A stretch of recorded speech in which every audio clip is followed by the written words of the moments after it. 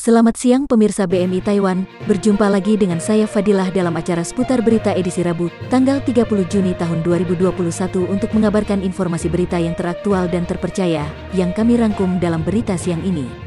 Karena epidemi lokal menyebar, Pusat Komando saat ini hanya melakukan 2 pemeriksaan PCR untuk imigran dari 7 negara berisiko tinggi, dan hanya 1 untuk imigran dari negara lain.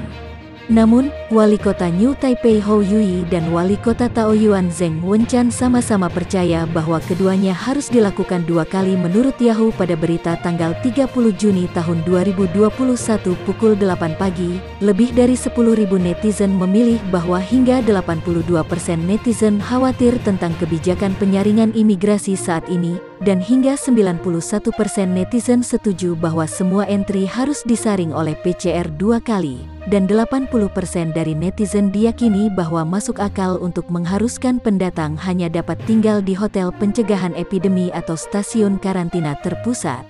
Yahoo News pertama kali bertanya, Kepala Pemerintah Daerah menganjurkan bahwa 2 pemeriksaan PCR harus diterapkan untuk semua entry. Apakah Anda setuju? Yahoo News pertama kali bertanya, Kepala Daerah menganjurkan bahwa semua entry harus disaring oleh PCR 2 kali. Apakah Anda setuju? Jawaban sangat setuju, 83,8%, dan cukup setuju, 7,6%, sebanyak 91,4%, tidak setuju, 2%, dan sangat tidak setuju, 1,7%, hanya berjumlah 3,7%. Kesenjangan antara keduanya cukup besar, benar-benar sebagian besar netizen setuju bahwa 2 pemeriksaan PCR harus dilakukan saat memasuki negara itu. Ketika ditanya lagi, apakah Anda khawatir dengan kebijakan penyaringan imigrasi Taiwan saat ini? Jawabannya sangat khawatir, 67,7%, dan sedikit khawatir, 14,3%, totalnya setinggi 82%, tidak khawatir, 9,3%, dan tidak khawatir, 2,9%, totalnya hanya 12,2%. Kesenjangan antara keduanya juga sangat besar. Sebagian besar netizen khawatir dengan kebijakan penyaringan imigrasi saat ini. Saya juga bertanya, peraturan karantina entry baru mengharuskan semua imigran membatalkan karantina rumah dan hanya bisa tinggal di hotel pencegahan epidemi atau stasiun karantina terpusat.